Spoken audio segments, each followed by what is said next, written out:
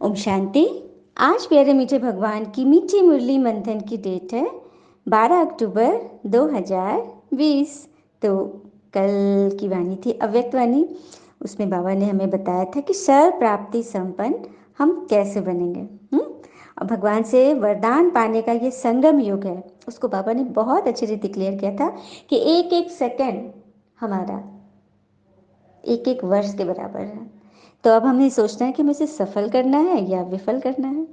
फिर बाबा ने बालक सो मालिक पर बहुत सुंदर बात बताया कि मतलब युक्ति से समय अनुसार हम जब कभी बालक बन जाए और कभी मालिक। जहाँ राय अच्छी मिल रही है वहाँ बालक बनकर फॉलो करें, और जहाँ राय हमें देनी है वहाँ मालिक बन जाए। हाँ, अपने आप को अच्छी रीति साबित करना है। हाँ, कि हम भगवान से पढ़ रहे हैं, हम विश्व के आधार मूर्त हैं, और 5 विकार रूपी दुश्मन को परिवर्तित कर सहयोगी बना लो। बाबा ने इसको भी बहुत अच्छी बात बताई थी ना। जैसे क्रोध को रूहानी खुमारी में बदल दो, मतलब आत्मिक नशे में बदल दो। काम विकार को शुभ भावना के रूप में, किसी के प्रति, व्यक्ति वस्तु वैभव के प्रति मन में कुछ भाव उठ रहे हैं, नेगेटिव भाव उठ रहे हैं, हाँ, कुछ विकारी दृष्टि जा रही है, तो उसको शुभ भावना में बदल दो कि भी भगवान का बच्चा है। हाँ, और लोभ को अनाशक वृत्ति में, किसी भी चीज में जास्ती लोभ नहीं रखो, आंख डूबे नहीं। मोह को स्नेह में बदल दो। मोह मोह है अटैचमेंट और स्नेह है डिटैचमेंट। इसको समझाना चाहूंगी कि स्नेह होगा ना तो जितनी बड़ी गलती हम उतनी बड़ी माफ़ी देने के लिए तैयार रहेंगे। ये बल मिलता है यहाँ ज्ञान पर चलकर। हाँ, और देह अभिमान को स्वाभिमान में बदल दो। रियल गोल्ड बनना है, उसमें जो भी अलाय है, खाद है, उसे याद से भस्म करना है। हाँ, मेरेपन को समाप्त करना है। तो ये बाबा ने बहुत सुंदर वाणी चलाई थी। चलिए हम आज की वाणी में बाबा ने क्या बोला हमें। देखो, हर एक बच्चा ये समझता है ना कि ये मुरली मेरे लिए है, बाबा मेरे लिए तो आए हैं धरती पर। यहाँ कोई नहीं कहता है तेरा बाबा, क्या कहते हैं सभी, मेरा बाबा, है ना। तो बाबा हमारे लिए मुरली चला रहे हैं, तो चलिए सब अपने अपने अनुसार से इसे सुनते हैं।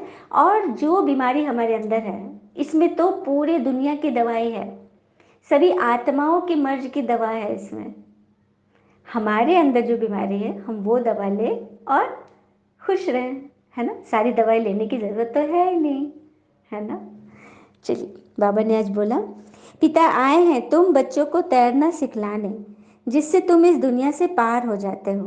तुम्हारे लिए दुनिया ही बदल जाती है। अब संसार सागर हम सुनते आए थे, लेकिन हम तो तैराक है नहीं, हमें तैरना नहीं आता, तो कैसे संसार को इजीली हम पार करें, हाँ, इस सागर को। तो बाबा हमें इस ज्ञान श्रीमत के द्वारा तैरना ही तो सिखा रहे हैं। हाँ, जैसे कि बातों का सागर फैल गया, बहुत हंगामा फैल गया, उसमें मन बुद्धि से बाबा के पास पहुंच गया, बाबा से राय ले ली, योग कर लिया, कोई ज्ञान के पॉइंट पढ़ ली, कोई गीत सुन लिया, मन को, व्यर्थ के बहाव को, फोर्स को कम कर दिया, तो सीख गए ना तैरना। तो यही तो बाबा में सिखाते हैं।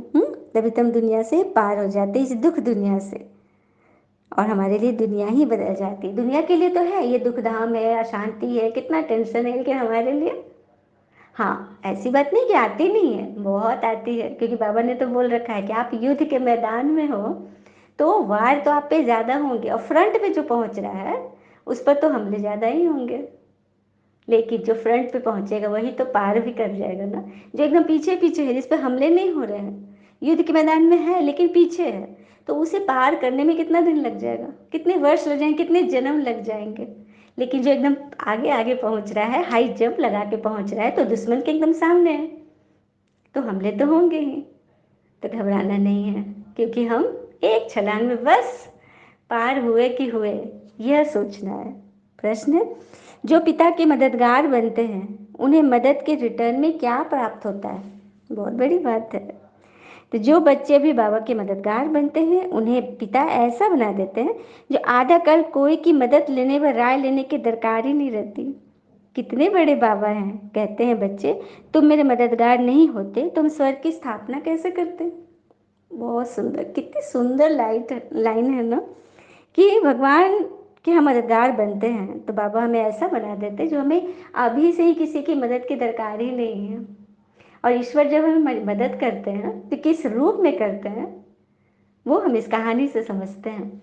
एक बार की बात है, एक युद्ध में किसी राजा के शासन में किसी दूसरे पड़ोसी राजा ने हमला कर दिया और वो राजा मतलब चारों तरफ से सेना से घिर गया, दुश्मन सेना से। तो वो भाग निकलता है वहाँ से, किसी तरह से जान बचाकर वो भागता है।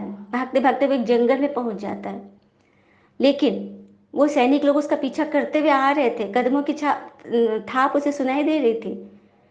तो डरते डरते भागते भागते ना बदहवास भाग रहा था, जान जान प्राण की सुरक्षा के लिए तो व्यक्ति कैसा बदहवास हो जाता है, कितना भय में हो जाता है। लेकिन वो करते करते भागते भागते एक गुफा में छुप गया अंदर, और अंदर बैठ के भगवान को याद कर रहा है कि हे प्रभु मेरी रक्षा कर दो, प्लीज़ मुझे बचा लो। मतलब ऐसे करके गिड़गिड़ा रहा था, माफ़ी मतलब जो भी किए गलत कर्म उसके लिए माफ़ी मांग रहा था, और मतलब बचाने के लिए एकदम गुहार लगा रहा था। और बाहर उसे सैनिकों की चाप सुनाई दे रही है। डर भी लग रहा था कि पता नहीं इस गुफा में पहुंच जाए। हे प्रभु पूरा एकदम एकदम रट्टे लगा दिया। तो अचानक देखता है कि गुफा में एक छोटी सी मकड़ी आ गई, और वो मकड़ी जाल बनाना शुरू करती है। तो ये देखता है, फिर भगवान से बोलता है हे भगवान मैंने तो तुमसे कहा था मेरी मदद करने रक्षा करने, और आपने क्या किया, एक मकड़ी को भेज दिया, ये मकड़ी मेरा क्या करेगी। और देखते देखते वो मकड़ी पूरा गुफा में एकदम जाल फैला दी अपना। गुफा एकदम जाल से कवर हो गया, चारों तरफ से फैला दी, दरवाजे में पूरा में जाल बन गया। सैनिक लोग आ गए गुफा में अंदर, जहाँ का अंधेरा था। फिर देखा उन्होंने कि अरे ये तो मकड़ी लगा हुआ है, जाल लगा हुआ है। तो उन्होंने सोचा कि अरे इसमें तो मकड़ी ने जाल लगाया है, तो अभी अभी राजा तो इसमें भाग कर गया नहीं होगा, क्योंकि अगर जाता तो ये जाल तो टूटी हुई रहती, लेकिन जाल तो एकदम लग रहा है कि कोई नहीं इसमें प्रवेश किया है। तो वो लोग उससे आगे बढ़ गए। तो देखा, जैसे ही उन लोगों का सारा बात वो व्यक्ति सुन रहे थे राजा अंदर से, उसने जब सुना तो वो आंखों से उसकी पानी रुक नहीं रही थी कि भगवान हमारी किस रूप में मदद करते हैं और हम पहचान नहीं पाते, क्योंकि हम वर्तमान को देखते हैं ना, प्रेजेंट में देख रहे हैं कि अभी तो एकदम गड़बड़ हो गया, अभी तो सारा प्रॉब्लम फैला हुआ है, कुछ नहीं हो रहा है। लेकिन ईश्वर किसी के द्वारा हमारी मदद करने के लिए जरूर भेजते हैं, ये पहचानने के लिए हमारी दिव्य दृष्टि होनी चाहिए। पॉजिटिविटी में रहेंगे ना तो हर चीज़ में हमें लगेगा कि ये तो ईश्वरीय मदद है, ये होता है। तो भगवान कैसे हमारी मदद करते हैं, तो हमें भी तो भगवान की मदद करना है ना। बाबा तो कह रहे हैं कि तुम्हारी मदद के बगैर तो मैं सत्युग स्थापन ही नहीं कर सकता नई दुनिया, तो सबको करना है ना। ओम शांति। फिर बाबा कहते हैं रावण के राज में तुम कैसे बेसमझ हो गए हो, अब ज्ञान श्रीमत से तुम समझदार बन रहे हो। कोई आईएएस का एग्जाम पास करता है तो समझता है कितना बड़ा इम्तहान पास किया, कितना बड़ा काम किया मैंने, हाँ। लेकिन तुम बच्चे कितना बड़ा इम्तहान पास करते हो, 21 जन्म का। और देखो तो तुम्हें पढ़ाने वाला भी कौन है।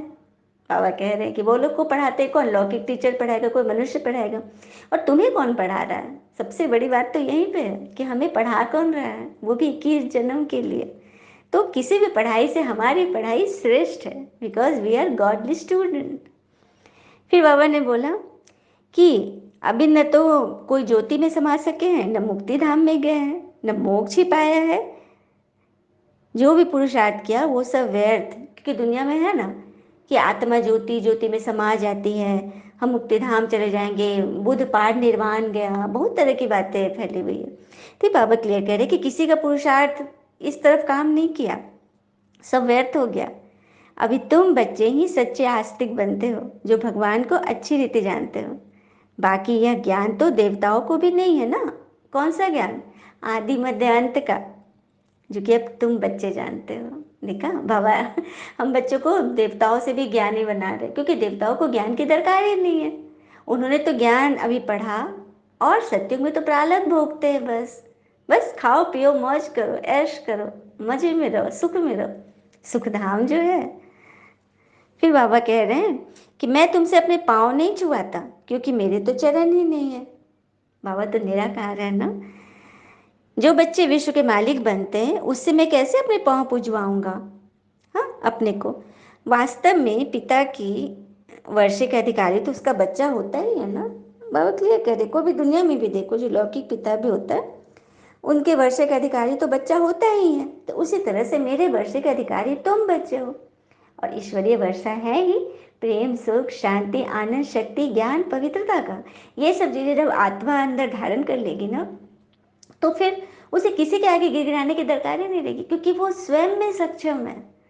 और जहाँ मन लगा देंगे, तन मन जहाँ लग गया, वहां से धन तो अपने आप निकलेगा, सफलता तो अपने आप निकलेगी, सफलता के सितारे बन जाएंगे, है ना। ये बाबा वही कह रहे हैं कि तुम बच्चे मेरे मददगार बनते हो, तभी मैं स्वर्ग की स्थापना करता हूँ। और मैं तुम्हें ऐसा बना रहा हूँ जो तुम 21 जन्म के लिए अभी से ही तुम्हें किसी की मदद लेने की दरकार नहीं पड़ेगी। तो बच्चे अब छी छी मत बनो, माया से हार नहीं खाओ, नहीं तो नाम बदनाम कर देते। अब बॉक्सिंग में भी जब कोई की हार होती है तो जीतने वाले के लिए ताली बजती है ना, और वाहवाही भी होती है, और हार खाने वाला का मुंह पीला हो जाता है। तो बाबा नहीं चाहते कि हम बच्चों का मुख पीला हो जाए, है ना। अच्छा, मीठे मीठे बच्चों प्रति भगवान की नमस्ते। हम बच्चों के भी प्यारे शिव पिता को नमस्ते। और बाबा दिल से सभी आत्माओं की तरफ से आपको very very very good morning. धारणा के लिए मुख्य सार है, पहली पॉइंट, पिता से पूरी पूरी प्रीत रख, मददगार बनना है, माया से हार खाकर कभी नाम बदनाम नहीं करना है, पुरुषार्थ कर कुछ भी जो फालतू बातें दिखाई देती है उसे भूल जाना। मतलब फालतू बातें, जो बातें हमारे मन को फंसा रही है, दुखी कर रही है, क्वेश्चन में ला रही है, कोई हम शायद अच्छा कर रहा है उसको भी हम नहीं देख पा रहे हैं, इसका अर्थ है कि कमी हमारे अंदर है, हम अपनी नज़रों का इलाज करवाएं, है ना। दूसरी पॉइंट है, अंदर में खुशी रहे कि हम अभी शांति धाम सुख धाम जाते हैं। बाबा ओबेडियंट टीचर बन हमको घर ले जाने लायक बनाते हैं। लायक सपूत बनना है, कपूत नहीं। तो हम सबको क्या बनना है, सपूत बनना है ना। देखो सपूत बनना सभी चाहते हैं, लेकिन नियमों पर नहीं चलते। हम्म?